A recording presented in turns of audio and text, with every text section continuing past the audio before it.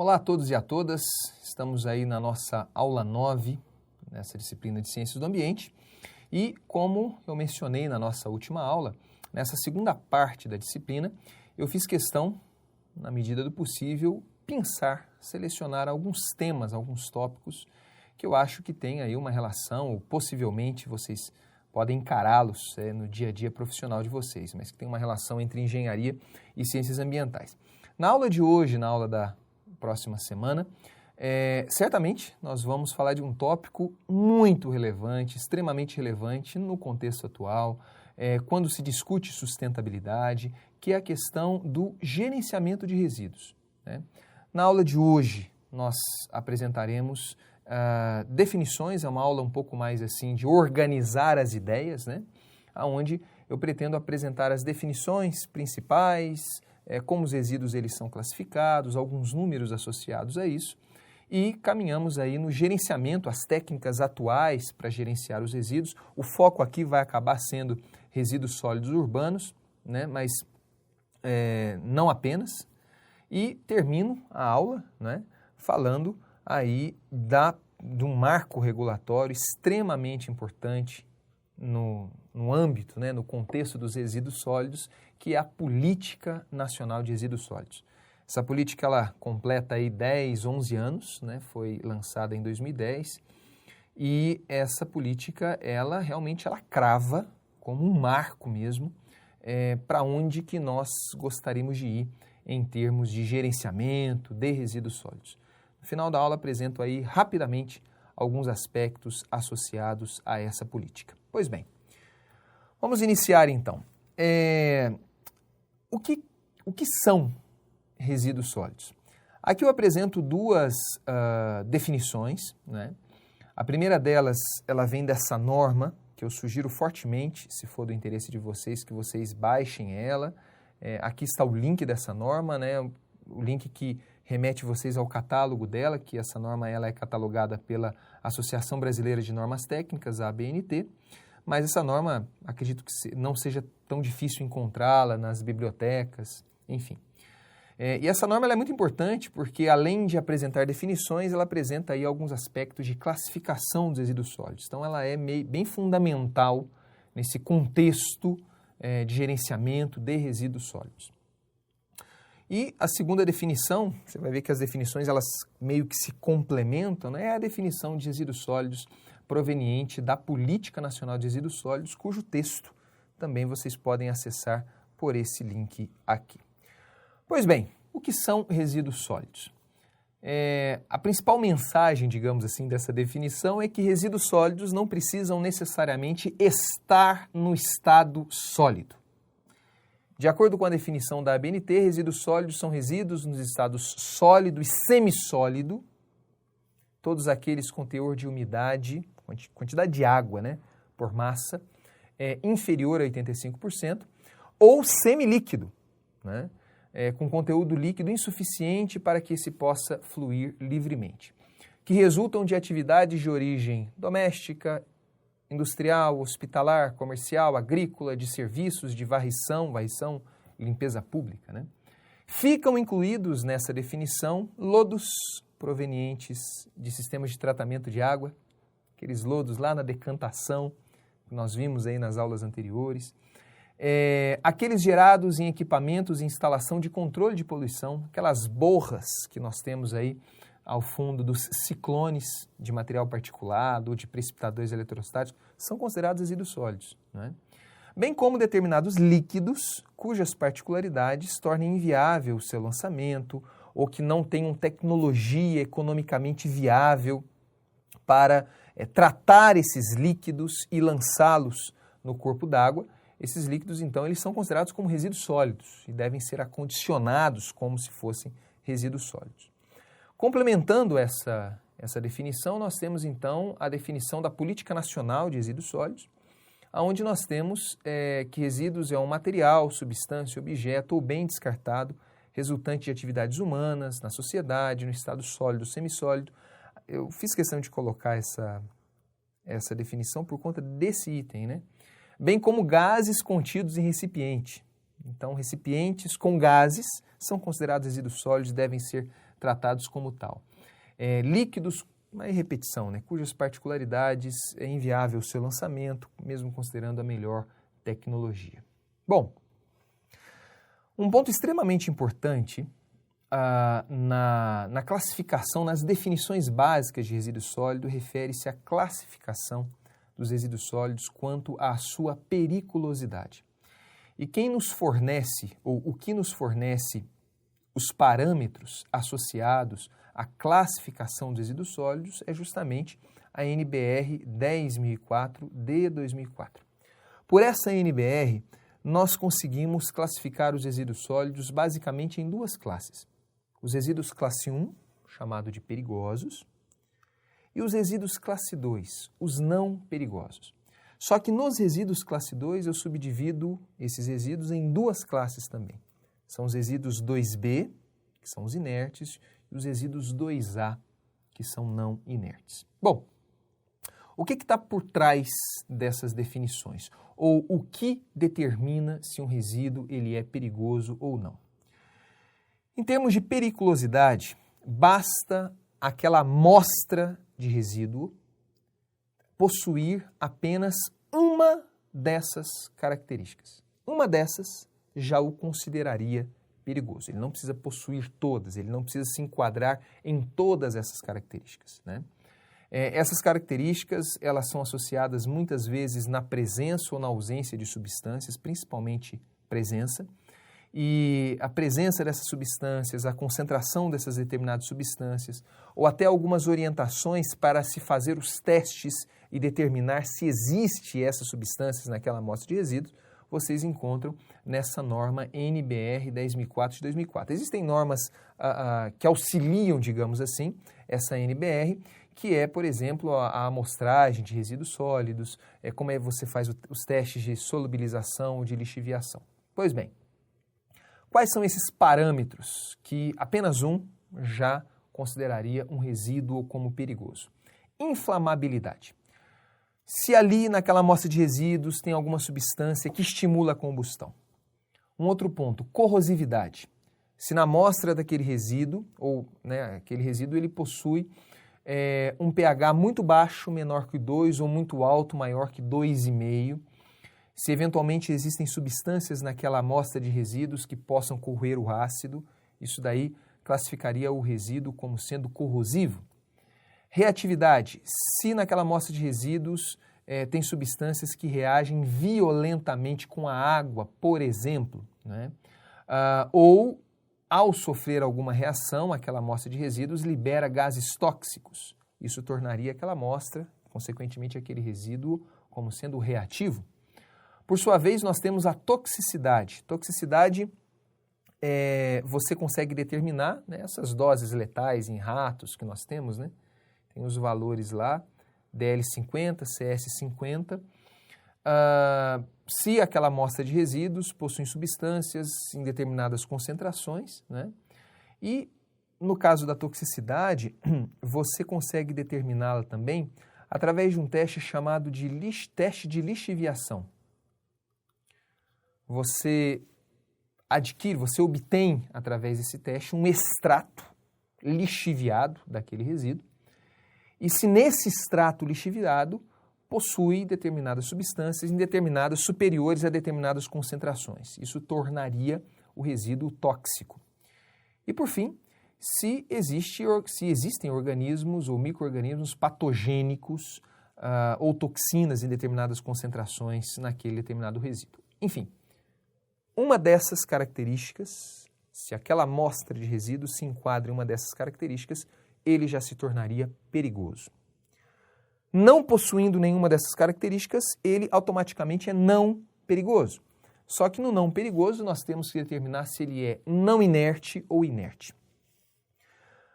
Para ser inerte, aquela amostra de resíduos deve passar por um teste chamado de teste de solubilização. Então aquela amostra é submetida a um contato com água, né? Água, um contato dinâmico, estático com água destilada ou deionizada, a temperatura ambiente, e você verifica, né? Você meio que solubiliza aquela amostra de resíduos e você verifica se existe determinadas substâncias, e essas substâncias em determinadas concentrações nessas que se solubilizaram em água, né? Se não houver essas substâncias, esse resíduo é classificado como inerte. E por subtração das alternativas, né? Se o resíduo ele é não perigoso, se o resíduo não é perigoso e ele não é inerte, obviamente, ele é classificado como não inerte. Perfeito? Bom, em termos de classificação, por sua vez, os resíduos, eles podem ser classificados quanto à sua origem. Isso daí também é muito importante quando nós falamos de gerenciamento de resíduos sólidos, justamente porque isso daí, existem resíduos sólidos que são submetidos a determinadas legislações específicas e existem resíduos sólidos com destinos adequados, né? Então, o primeiro deles é o mais conhecido, o RSU, ou também conhecido na literatura, né, com MSW, resíduos sólidos urbanos, RSU, ou Municipality Solid Waste. Então, resíduos sólidos urbanos. Resíduos sólidos urbanos, ele combina, basicamente, os resíduos domiciliares, que você e eu conhecemos bem, e os resíduos de limpeza pública. Basicamente é isso. Nós temos, por outro lado, os resíduos sólidos industriais, né, RSI. Temos os resíduos de serviço de saúde, RSS, que esse sim possui uma classificação específica, normas específicas por razões óbvias, né? Os resíduos sólidos urbanos e os resíduos sólidos industriais, eles já podem ser submetidos àquela classificação anterior de perigosos, não perigosos, inertes e não inertes. Resíduos de construção civil, que também possuem normas específicas, resíduos de demolição, né? Resíduos de construção civil e aqui, muito específico, né, os resíduos radioativos. Apresentar aqui alguns números para vocês. Nesse primeiro gráfico, muitos desses gráficos, só para salientar, eu tirei dessa associação, da Associação Brasileira de Empresas de Limpeza Pública, e existem estudos muito interessantes, panoramas, né, nacionais da geração. Então, se vocês se interessam por esse tema, eu sugiro fortemente que vocês acessem com frequência esse site da Abrelp. E nós temos aqui alguns números, né, que eu retirei desses panoramas. Eu percebo que os panoramas é um estudo anual que a Abrelp ela apresenta, né, apresenta o panorama de resíduos sólidos, mas eu percebo que os panoramas anteriores, né, os mais antigos, eles eram bem mais complexos, bem mais completos, digamos assim, com 200 páginas. Hoje está mais quase que um fact sheet, né? Os números principais, enfim. Mas eu tentei resumir, na medida do possível, esses dados e trazer aqui para vocês. Em termos de geração de resíduos sólidos urbanos no Brasil, é bom vocês terem ideia desse número, né? Nós observamos que saímos de 2005 com mais ou menos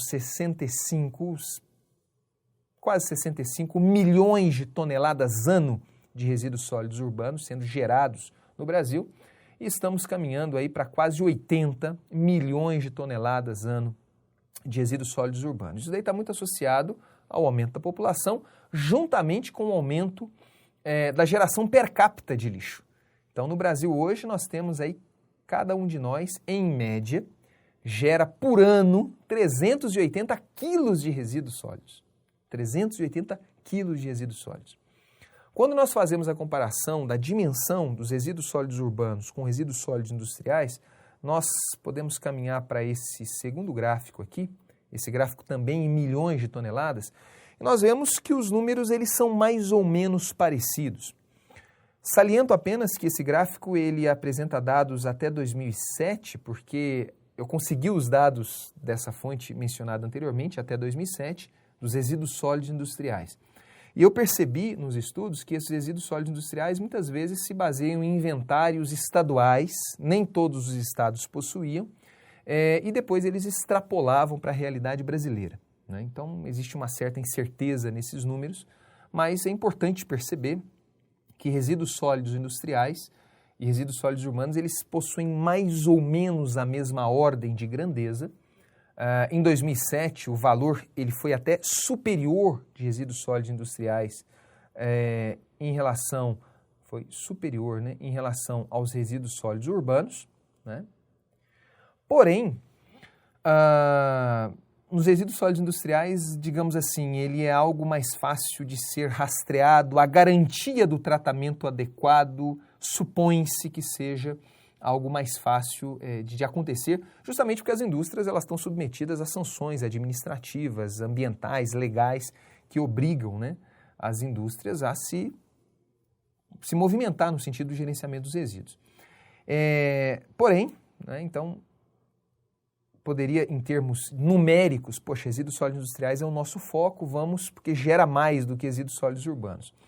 Por outro lado, né, os resíduos sólidos urbanos, nós vamos ver daqui para frente alguns slides, né, nós temos ainda e carecemos de soluções para resíduos sólidos urbanos, né? Enquanto os resíduos sólidos urbanos, os resíduos sólidos industriais, eles estariam mais numa categoria de poluição pontual, essa indústria gera tal resíduo. O resíduo sólido urbano, muitas vezes, é uma poluição difusa, né? E você não consegue coletar ou, pelo menos, tratá-los de forma adequada. Mas só de novo, para vocês terem uma ideia de dimensão, nos resíduos sólidos industriais, uma ínfima parcela, equivalente a menos de 10%, refere-se ou são classificados como resíduos perigosos, né? É uma ínfima parcela, mas isso está na ordem de grandeza de milhões de toneladas. Existem aterros específicos para resíduos perigosos, ok? E no último slide, apenas, né, nessa tentativa de sensibilizá-los em termos da dimensão das coisas, nós observamos aqui, nessas barras em azul, azul claro e azul escuro, a geração dos resíduos sólidos urbanos e a coleta dos resíduos sólidos urbanos. Então, nós vemos nesses últimos anos, né, nesses últimos 15 anos, que a coleta e a geração dos resíduos sólidos, elas estão muito próximas. Aqui eu não estou falando de coleta seletiva, aqui eu estou falando de coleta, de serviço de coleta, disponibilidade de serviço de coleta de resíduos sólidos. Nós vemos que cerca de 95% dos resíduos sólidos gerados no Brasil, aparentemente estão sendo coletados, né, que é o primeiro ponto aí, digamos, na cadeia de gerenciamento de resíduos sólidos. Primeiro não, um dos primeiros, né? Fazendo uma comparação com resíduos sólidos ou resíduos de serviço de saúde, nessas barras cinza. Embora as barras elas tenham um valor visual, né, maior, essas barras cinzas, diferentemente das barras azuis, elas estão em quilotoneladas e não em milhões, em megatoneladas. Então, nós observamos que os resíduos de saúde coletados, né, que eu acho que se aproxima muito, por razões óbvias, dos resíduos gerados, a nível nacional, nós vemos que são bem menores. É o que era de se esperar, né? Enquanto que no Brasil nós estamos na ordem de 80 milhões de toneladas de resíduos sólidos urbanos coletados, nos resíduos de serviço de saúde é algo em torno de 0,2 milhões de toneladas. Enquanto que os resíduos coletados de construção civil são ainda menores, né? Mas aí no caso de construção civil, eu suponho, não trouxe valores aqui para vocês, que a geração e a coleta já tem um gap maior, bem maior, certo? Bom, dando prosseguimento à questão de classificação e caracterização dos resíduos, eu gostaria de salientar aqui para vocês alguns parâmetros que são relevantes a serem considerados e levantados quando nós pensamos no gerenciamento desses resíduos. E gerenciamento no sentido amplo, né? Desde a coleta até a disposição ou tratamento final, reciclagem, enfim. O primeiro desses parâmetros físicos aqui, é a geração per capita, ou a geração de resíduo por quilo de produto. Isso daí é um indicador muito interessante, né? Até para você fazer o dimensionamento de aterros, o tamanho do aterro, quantos anos esse aterro ele vai durar em função do aumento da população. Essa que é a conta que geralmente se faz, né? E geração per capita é um indicador muito importante. Geração por quilo de produto, por tonelada de produto, é importante também, mas num contexto mais industrial. Um segundo ponto, nós temos um indicador aqui importantíssimo, que é a composição gravimétrica. A composição gravimétrica nada mais é do que é composto o lixo, ou os resíduos.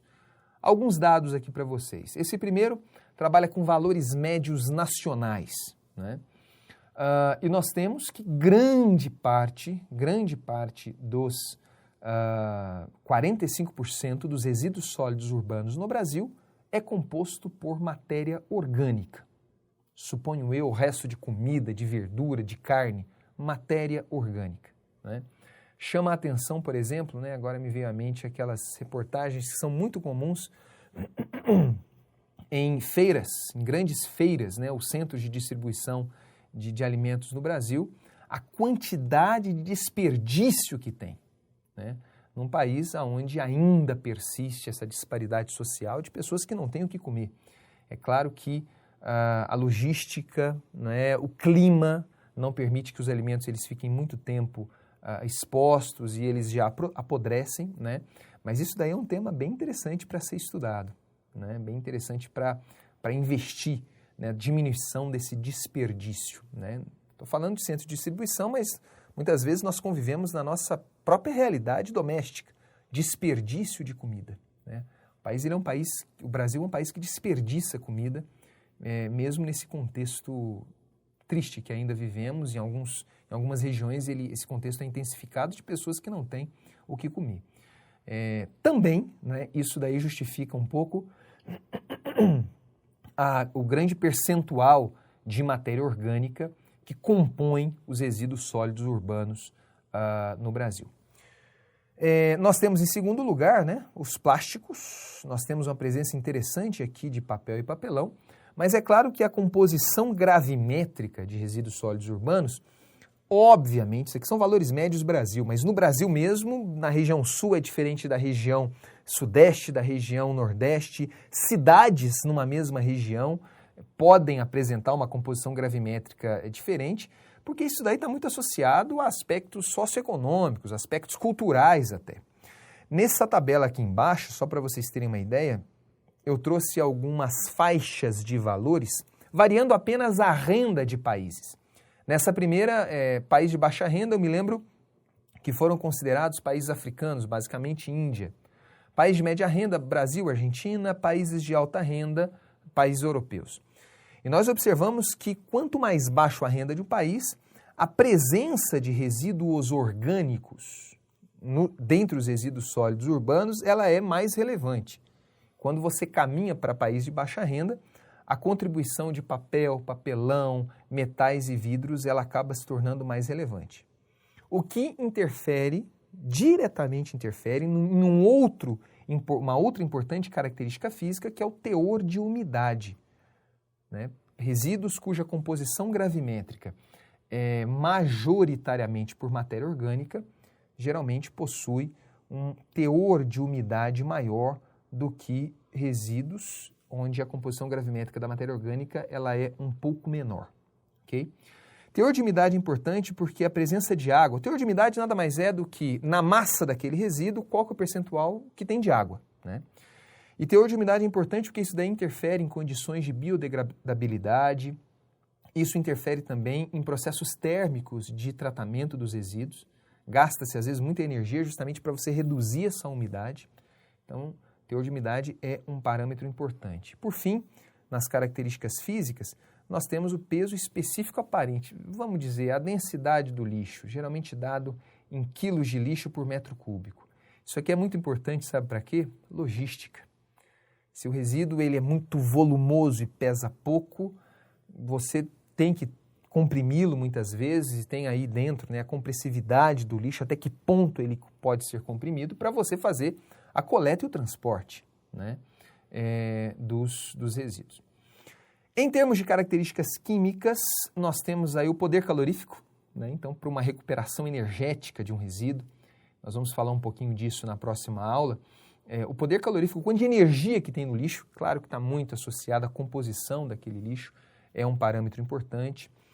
O pH daquele lixo é um parâmetro importante, embora esse já seja um parâmetro certamente levantado quando nós verificamos a periculosidade dos resíduos. E esse parâmetro é importante porque ele acaba interferindo ou favorecendo no crescimento de determinados micro-organismos ou de outros quando nós falamos de biodegradação do lixo, né? Principalmente no contexto de resíduos sólidos urbanos. A composição química do lixo é relevante, né?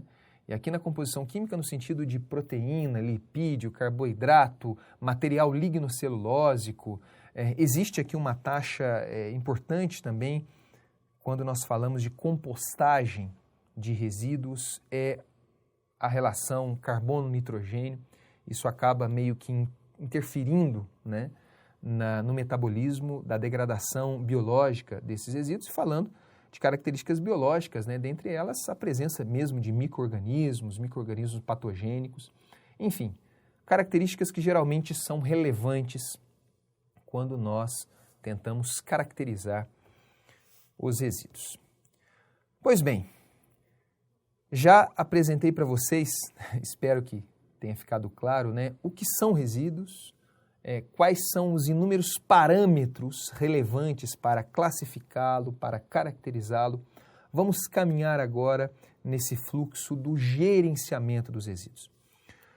Quando você pensa em gerenciamento dos resíduos, quer seja na sua empresa, quer seja você ter uma empresa para gerenciar resíduos, o primeiro ponto, como eu falei anteriormente, que nós vimos nos slides anteriores, é a classificação dos resíduos. Eu preciso saber que tipo de resíduo que está nas minhas mãos, digamos, né? Em função da classificação, várias possibilidades se abrem. Dependendo da classificação, você sabe que você tem que mandar o resíduo para aquele determinado tratamento, ou eu não posso mandá-lo para aquele tratamento, mas tratamento já está no final da cadeia, né? Pela classificação dos resíduos, existem normas específicas até para coletar os resíduos, para transportar os resíduos. Vocês devem ter cruzado em algum momento, ficado atrás de um caminhão em algum momento numa viagem, que tem lá, né, as placas específicas, as cores das placas, que aquele caminhão está transportando resíduo perigoso, ou resíduo inerte ou não inerte, enfim. Okay? Logo depois da classificação, existe um ponto extremamente importante da cadeia. Muitas vezes nós focamos no tratamento, nas tecnologias, o que eu posso fazer, mas, meu caro, entre a geração do resíduo e uma estação de tratamento de resíduos, um aterro, existe a coleta e o transporte. Então, este elo coleta e transporte é extremamente fundamental. Existem trabalhos de pesquisa operacional reconhecidíssimos, né, pessoal daí da engenharia de produção, de fazer qual que é a melhor logística para coletar, enfim, tem muita coisa nesse sentido. Mas antes até da coleta em si, ou do transporte em si, fiz questão de gastar aí, digamos, um slide com vocês falando da coleta, da separação do lixo, da coleta e separação do lixo. E nós vemos, assim, trouxe aqui alguns conceitos, né? A coleta regular é aquela coleta de resíduos sólidos feita nos municípios, né? Os caminhões de lixo. Nós temos a coleta especial, né? Ou seja, resíduos de serviço de saúde, construção civil, vamos lá, resíduos radioativos, aí existe aí, é uma coleta especial que esses resíduos estão submetidos. Mas nós temos dentro da coleta regular, né, esse termo aqui, né, que talvez seja muito familiar para vocês, que é a coleta seletiva.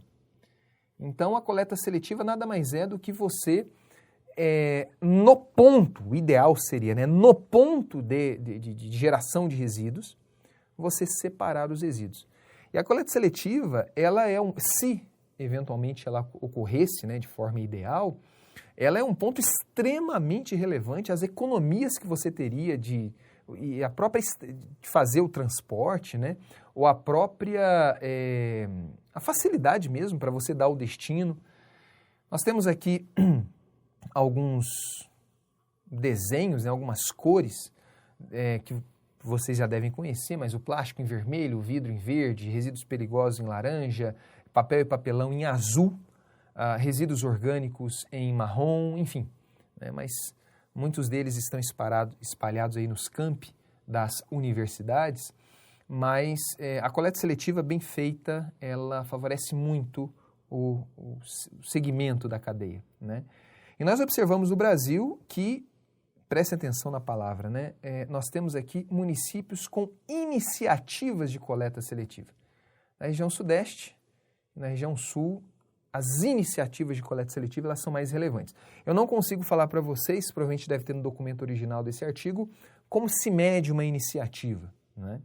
Mas no Brasil existem aí cerca de 70%, enquanto que 95% dos resíduos sólidos brasileiros são declarados, que são coletados. Existem empresas de coleta para isso. Cerca de 73% dos municípios, né, não necessariamente em massa de resíduos coletado, em volume de resíduo coletado, mas 73% dos municípios possuem iniciativas de coleta seletiva. Né? E coleta seletiva é uma coisa importante até para cooperativa de catadores, isso daí favoreceria muito, muito mesmo.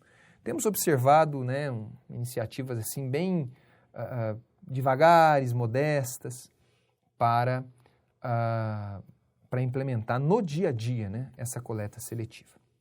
Pois bem, nos próximos slides, eu gostaria de focar com vocês já na ponta da cadeia.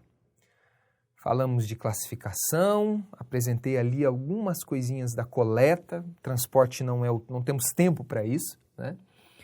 Mas eu não sei se agregaria tanto falar, mas na ponta da cadeia, eu gostaria de gastar os próximos slides apresentando para vocês a disposição, possibilidades de disposição final de resíduos, o foco aqui acaba sendo resíduos sólidos urbanos, e tratamento desses resíduos, ou tratamento desses resíduos.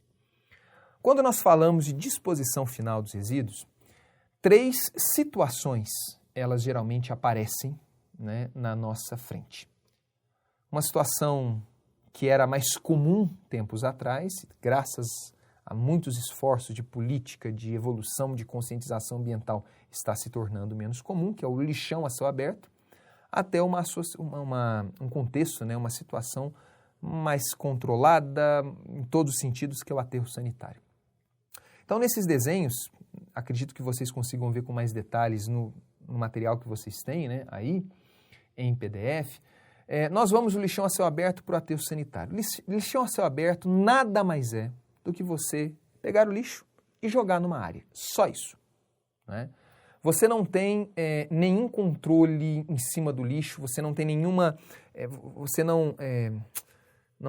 não evita de nenhuma forma, né, o contato desse lixo com a população, com a fauna, com a flora. Então nós temos poluição tanto para cima quanto para baixo, porque esse lixo, principalmente nessas camadas aqui embaixo, eles são submetidos a condições de degradação orgânica. Por exemplo, resíduo sólido urbano do Brasil, grande parte matéria orgânica, né?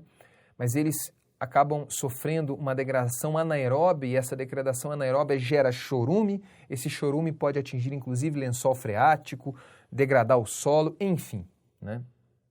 Então, nós temos aqui o lixão a céu aberto, poluição para cima, para os lados, para baixo. Por outro lado, nós temos um caminho intermediário do lixão a céu aberto, que é o que nós chamamos e o que nós tínhamos em muitas cidades, inclusive essa, de aterro controlado. O aterro controlado nada mais é do que você compactar, na maioria das vezes, mas não é necessário, compacta o resíduo, né, naquela área e recobre o resíduo. Então você pode ter talvez um controle maior na parte de cima aqui, né? Você evita o contato direto do lixo com a população. Eventualmente você pode até capturar algum biogás que é gerado aí, mas é só isso.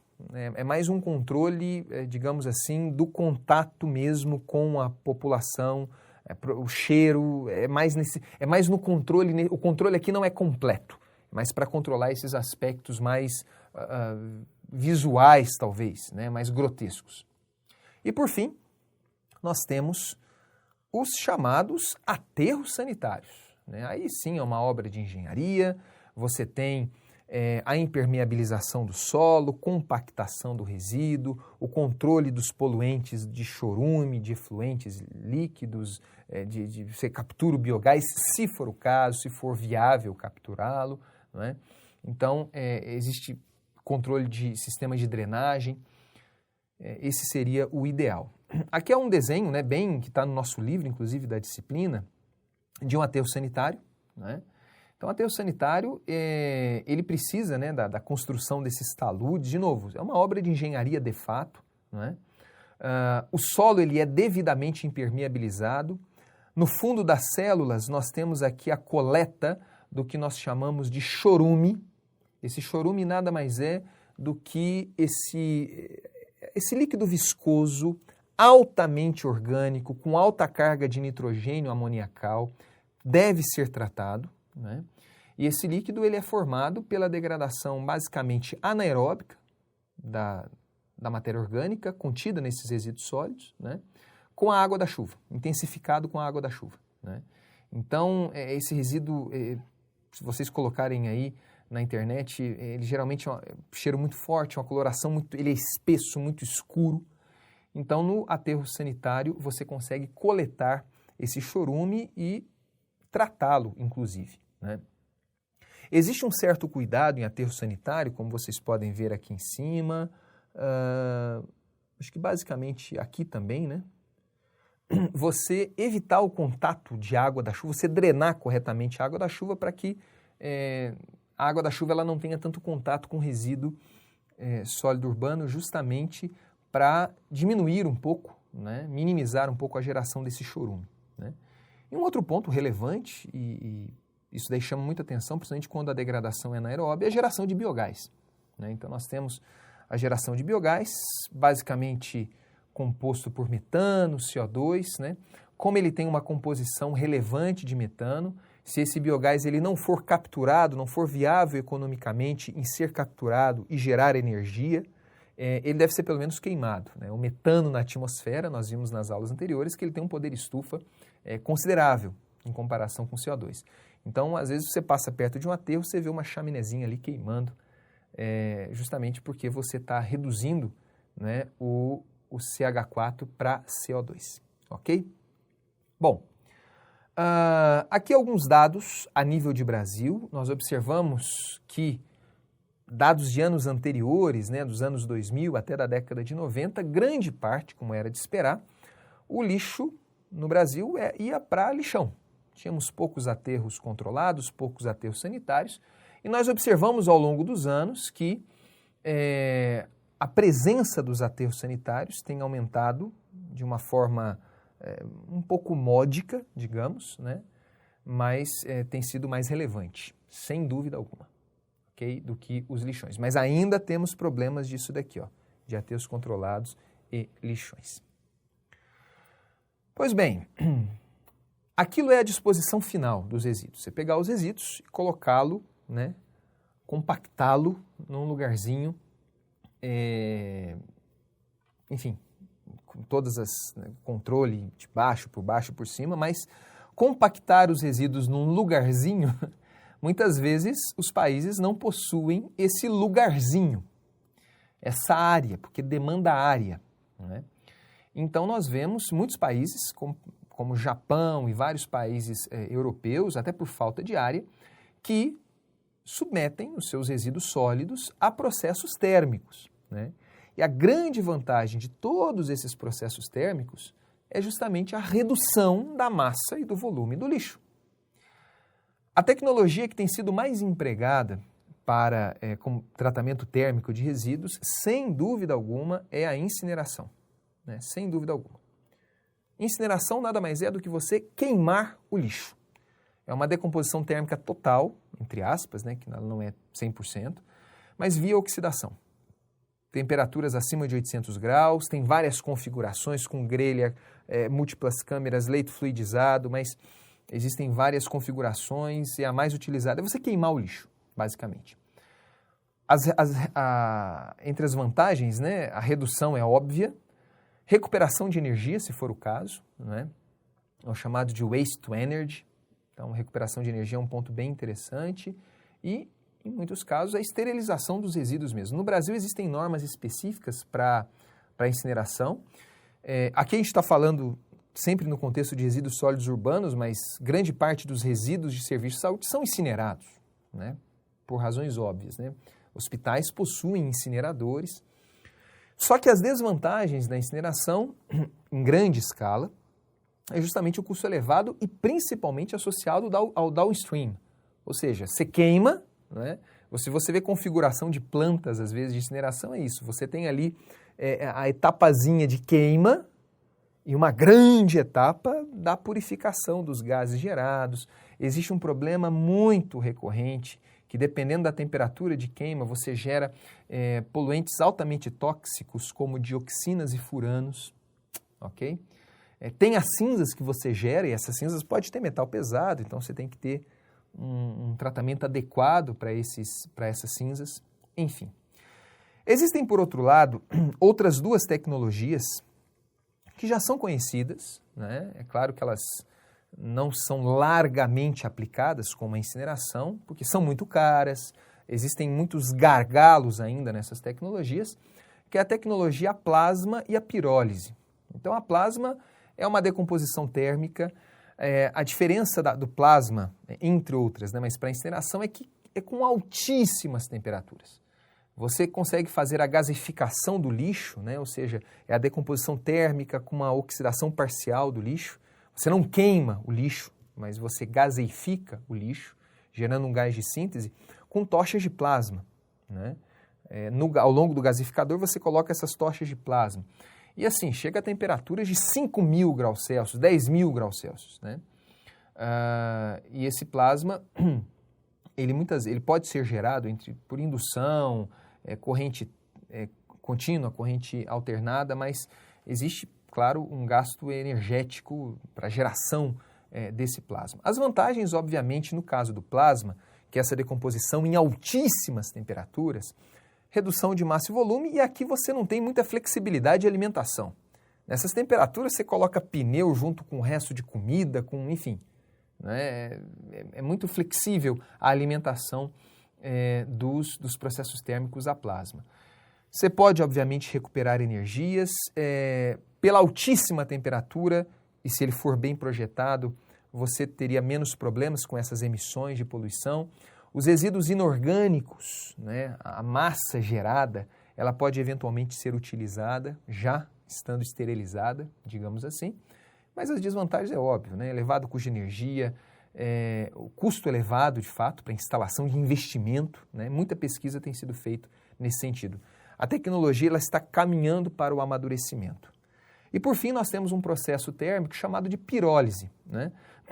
A pirólise, por sua vez, também, obviamente, é uma decomposição térmica, mas aí bem deficiente em oxigênio, né? Temperaturas variando de 500 a 1.000 graus, e você gera nessa pirólise, obviamente, os gases, mas você gera um efluente líquido chamado de bioóleo, né? Bioóleo. E esse bioóleo, aí você tem vários estudos, desde você fazer um upgrade nesse bioóleo, gerando, inclusive, combustíveis líquidos, né? Só que esse bioóleo, ele até para você, em processos químicos, quando você faz modelagem de processos químicos, você tem uma dificuldade de estimar a composição, porque é uma composição muito variada, né, dependendo das condições que o bioóleo está. Mas gera um efluente líquido e você pode utilizar esse efluente líquido para outros fins, né? Certamente tem menores emissões de gases do que a incineração, custo elevado, tem perdas energéticas. Aqui no caso da pirólise, se for um resíduo que tem uma alta umidade, você vai gastar uma grande energia aí para secar esse resíduo para depois pirolizá-lo, ok? Alguns números para vocês em termos de processos térmicos, e esses números eles aparecem principalmente em países ricos, né, altamente desenvolvidos e que geralmente não tem tanta área assim. E sendo desenvolvido, lembrando das nossas primeiras aulas, gera muito resíduo. Então, esse é o problema deles. Em termos mundiais, nós vemos aqui que a incineração, né, de processo térmico é a que tem em larga escala, corresponde a 10% aí, do destino final dos resíduos, né? Aqui alguns dados de países europeus, cuja fonte desse gráfico vocês podem verificar aqui, dados de 2015, e nós observamos que grande parte dos países europeus já possuem técnicas de incineração, né? E tem países assim que praticamente não coloca mais resíduo em aterro, né? Como a Alemanha, Suécia, Bélgica, Dinamarca. O aterro, né, o landfill, que está aí em cor de abóbora, praticamente nem tem resíduo que vai para aterro. Ou é incinerado ou é reciclado, né? Ou é incinerado ou é reciclado. Mas existem outros países, né, na Europa, não tão ricos assim, né, como Malta, Grécia, Romênia, Croácia, o Chipre, que ainda a presença de aterro ele é relevante, né? Chama a atenção aqui a China, só para vocês terem uma ideia.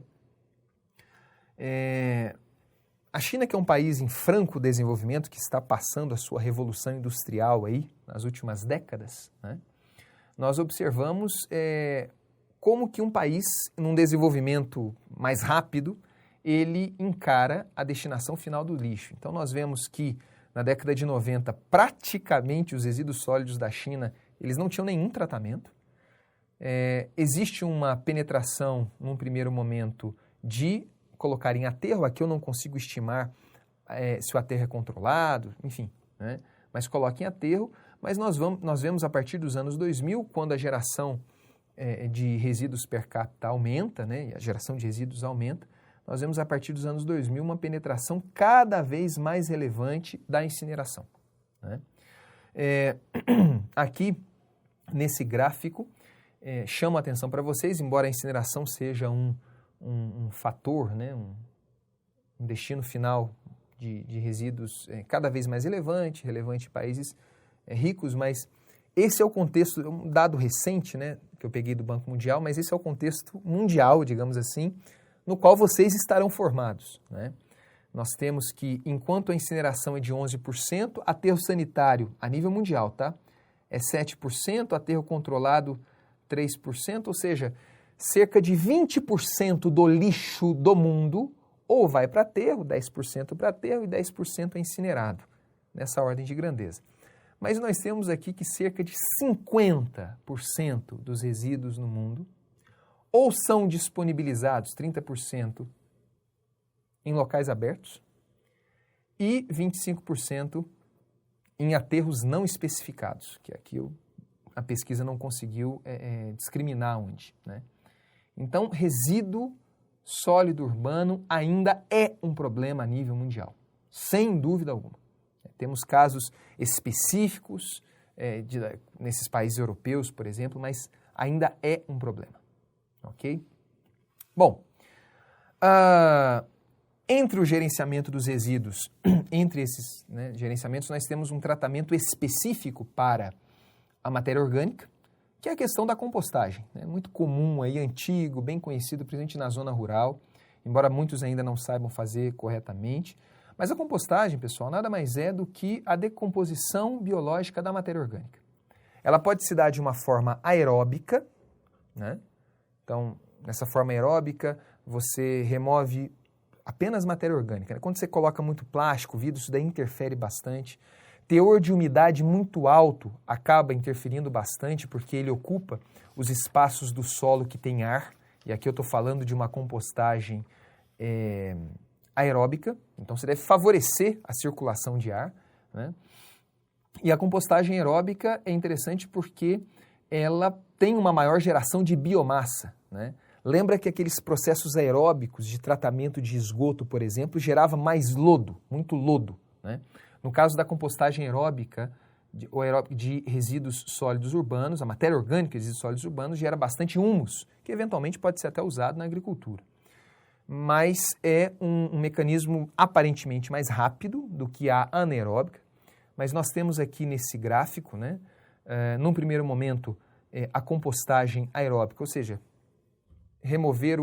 revolver a matéria orgânica com terra e favorecer os micro-organismos, né? Então, nós temos, no primeiro momento, uma fase termófila, pelo metabolismo mesmo, né? A temperatura dessas leiras, ela aumenta. Inclusive, é até conveniente que essas leiras elas sejam revolvidas, justamente porque se aumentar muito a temperatura, começa a matar os micro-organismos que estão fazendo essa degradação. E depois nós temos uma fase de estabilização da matéria-prima, da matéria orgânica, que é a fase mesófila, né? A compostagem anaeróbica, você pode até intensificá-la com a presença de a vermicompostagem de minhocas, né, que favorecem também a degradação e a entrada de ar nas leiras de compostagem.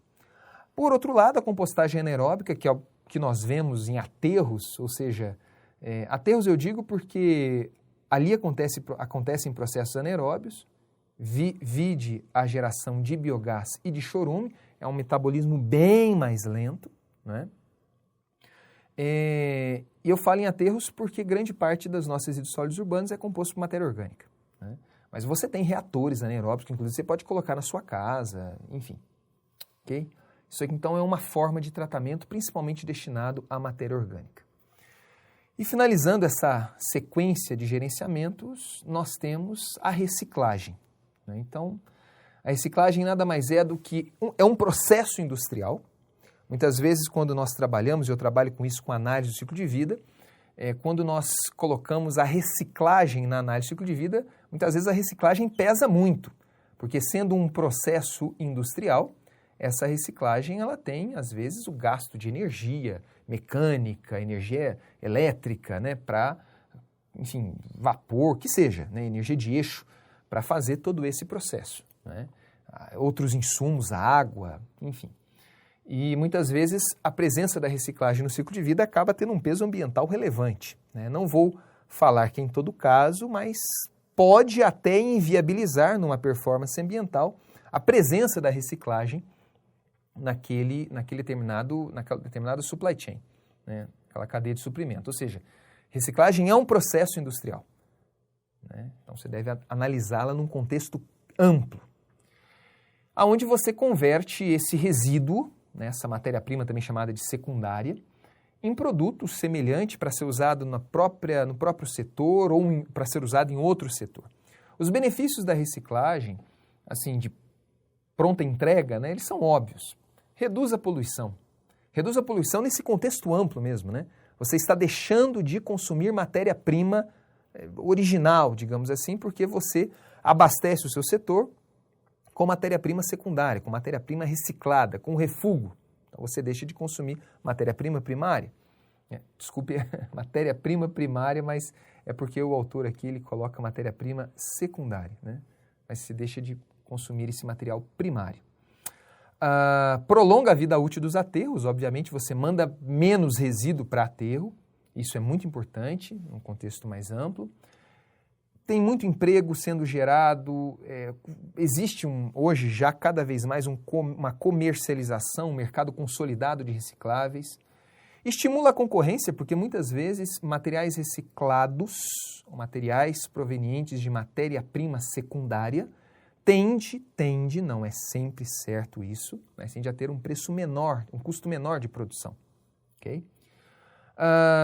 Eu gostaria, claro que a reciclagem, eu fiz questão de colocar aqui, ela tem uma relação muito próxima com a presença de coleta seletiva, facilita bastante, né, o processo. Alguns números trazendo aqui para vocês, e vocês podem ver assim, isso aqui são números nacionais, né? Quando se fala em reciclagem no Brasil, geralmente pensa em alumínio, papel, papelão e plástico. Basicamente são esses números que você encontra de forma assim, vasta na literatura.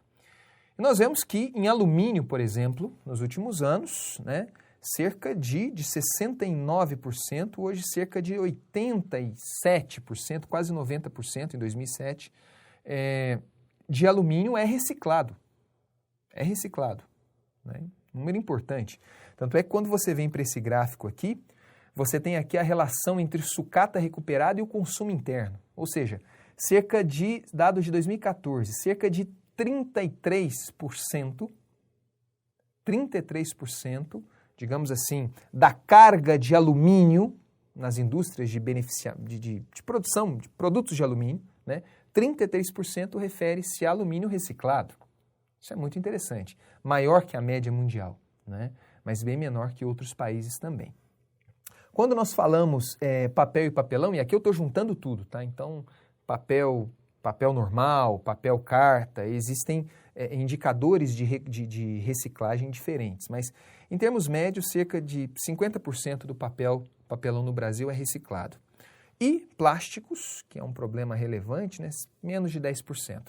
Porém, quando nós vemos nesse gráfico aqui embaixo, só de PET, né? Plástico do tipo PET no Brasil, chega a 60%. Esse número aqui ele é pequeno, né? Porque aqui você está fazendo uma média de muitos outros plásticos além de PET, né? No caso do Brasil, o número está pequeno aqui, né? Mas está expresso de forma pequena, mas é um número relevante, cerca de 40%, quase 50% do vidro reciclado no Brasil é reciclado. Ok?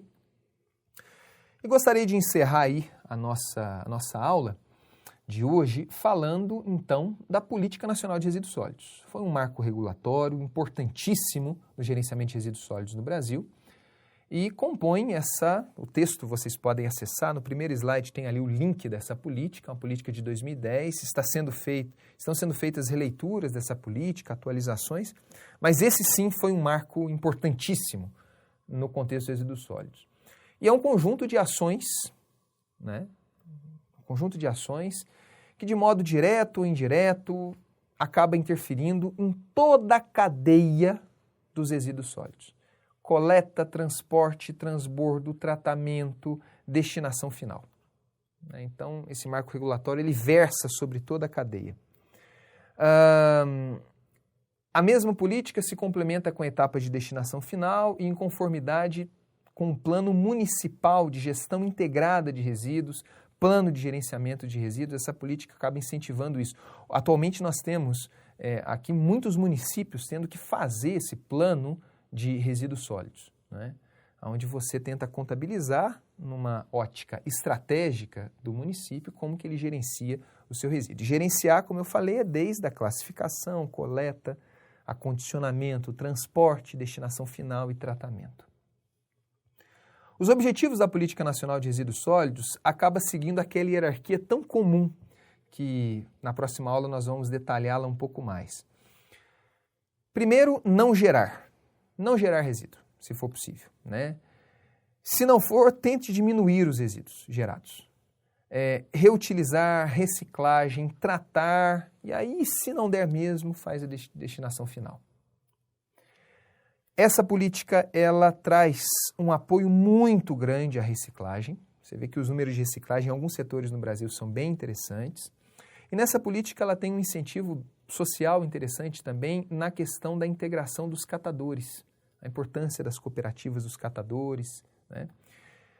Só que dois conceitos eu gostaria de apresentar aqui para vocês. Essa política, ela, entre outros objetivos e conceitos, né, ela traz de forma clara um primeiro conceito que é o que nós chamamos de responsabilidade compartilhada. A responsabilidade compartilhada é a seguinte: este resíduo, por exemplo, né, essa caneta que está aqui na minha mão, ela passa, digamos assim, a ser um resíduo a partir do momento que ela não serve mais e tal. Só que o ciclo de vida dessa caneta, ao longo do ciclo de vida dessa caneta, você tem a geração de resíduos. Para produzir essa caneta, eu gerei resíduos, né? E essa caneta, logo depois de ser utilizada e se tornando um resíduo, essa responsabilidade de gerenciamento desse resíduo, ela deveria ser compartilhada ao longo de toda a cadeia. É isso que nós chamamos de responsabilidade compartilhada. No texto diz: é um conjunto de atribuições individualizadas com todos os players da cadeia e encadeadas com fabricantes, importadores, distribuidores, comerciantes, dos consumidores e dos titulares dos serviços públicos de limpeza urbana, manejo de resíduos sólidos, visando reduzir o volume integrado de resíduos sólidos, rejeitos, enfim, né? Isso fica mais claro, a responsabilidade da geração e, consequentemente, do gerenciamento desses resíduos, principalmente numa perspectiva do ciclo de vida dos produtos, né? Tem várias formas de você compartilhar essa responsabilidade, mas, sem dúvida alguma, começa a partir do momento que você faz a descrição do ciclo de vida desse determinado produto, né? Então, acho que ficou claro nos slides anteriores que quando nós falamos de gerenciamento de resíduos, você pode aí inventar uma tecnologia nova, mas não esqueça que você é um ponto dessa cadeia. Se essa cadeia não ficar, usando o termo, encadeada, né, ligada, com seus elos ligados, você pode fazer uma grande planta de plasma, mas se ela estiver localizada numa região onde a logística dos resíduos que vão alimentar essa planta não viabilizar, desculpe meu caro, mas sua planta não será alimentada, ela não ficará viável economicamente, por exemplo. Okay? E um outro ponto importante na Política Nacional de Resíduos Sólidos é essa logística reversa. Esse instrumento, ele tenta viabilizar, nessa perspectiva mesmo de ciclo de vida, né? Poxa, gerei o resíduo, não é? Seria conveniente até para a própria empresa que produziu o produto, ela reaver ou retornar para essa empresa de forma reversa, né? Essa logística reversa. Geralmente falava-se em logística apenas para a distribuição, do ponto de produção até o consumidor final. A logística reversa é justamente o resíduo ou a embalagem para o produtor ou para o distribuidor. E esse é um instrumento, né, de desenvolvimento socioeconômico, formado por um conjunto de ações que tenta viabilizar, essa é a palavra-chave, viabilizar a coleta e a devolução do resíduo depois do uso, olha que coisa inteligente, para o setor industrial. Muitas empresas, até nos seus relatórios de sustentabilidade, apresentam iniciativas de logística reversa, mas nessa lei já coloca a obrigatoriedade de certos setores. São obrigados a estruturar e implementar sistemas de logística reversa mediante o retorno dos produtos depois de sua utilização, fabricantes, importadores, distribuidores e comerciantes de agrotóxicos, seus resíduos e embalagens. Isso daí já é uma coisa até antes dessa norma, né? Existe já, se vocês tiverem interesse, né, facilmente vocês encontram na internet, mas já existe uma logística reversa mesmo de coletar, de inutilizar a embalagem, né, furando o fundo das embalagens, fazendo a tríplice lavagem, depois o agricultor ele deve devolver em um determinado ponto, geralmente de quem ele comprou, esse vendedor ele manda para um centro de distribuição. Baterias e pilhas, que é uma coisa que está, a meu ver, engatinhando. Pneus já é uma coisa mais consolidada, né? O pessoal do setor de pneus, a logística reversa já é mais consolidada. E óleos lubrificantes e embalagens também. Lâmpadas fluorescentes e produtos eletrônicos, eletroeletrônicos e suas peças, né? Então vejam bem, logística reversa, principalmente para esses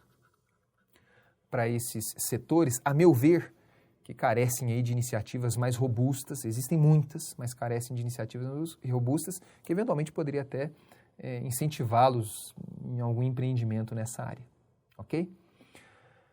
Meus caros e caras, agradeço muito a atenção e a paciência de vocês, tentei na medida do possível aí resumir um tema muito amplo, mas na próxima aula nós falaremos e especificaremos ainda mais essa questão dos resíduos sólidos, que é tão relevante quando nós falamos de sustentabilidade. Muito obrigado pela atenção de todos, nos vemos, até a próxima.